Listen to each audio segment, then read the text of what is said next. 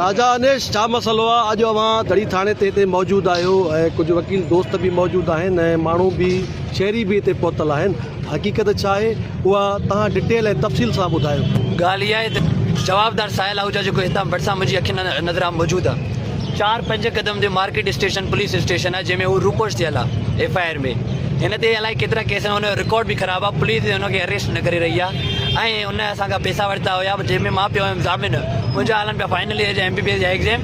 मां चयो पंहिंजी संगत खे त हिनखे ॾियो ज़ामिन, मां काॾे न वेंदो।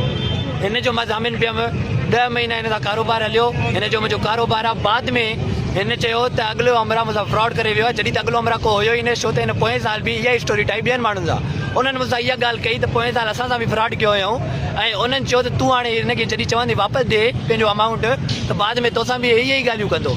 जॾहिं मां ख़बर पई त हिनखे मां ईअं चयो त हिन पोइ इहे ॻाल्हियूं कयूं, ही ॻाल्हियुनि में वेठो, उते कूड़ो साबित थियो। गिल्टी साबित थियण खां पोइ बि हिन ते का पनिशमेंट न ॾिनी वई। टोटल पेमेंट केतिरी आहे? जवाबदार जो नालो आहे साहिल आहूजा। बेसिकली लाड़काना जो आहे। 3 सालनि खां कराची वेठल आहे मेट्रोली ग्रांड बिल्डिंग में।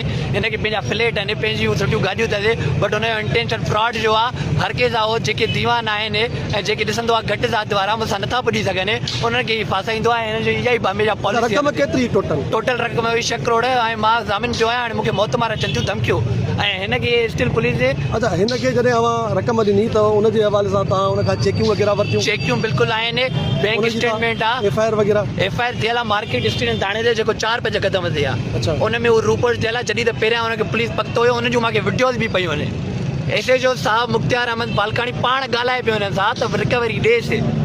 उन खां बाद बि हिनखे छॾियो वियो। हाणे छा जे लाइ छॾियो वियो?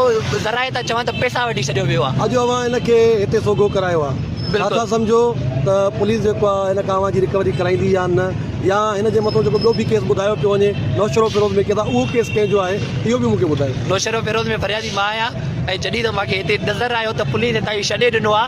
मूंखे पुलिस तां सिंध पुलिस तां मुंहिंजो यकीन हटिजी वियो। मीर रोहल खोज़ो साहिब जो मां नालो ॿुधो आहे, ऑनेस्ट ऑफिसर आहे। पोइ मां इन करे उनजी जुरिस्डिक्शन में वञी, छो त हुते मूंखे इंसाफ़ जी कुझु उमेद नज़र आई ऐं मूंखे लॻो त हितां मूंखे इंसाफ़ मिली सघे थो।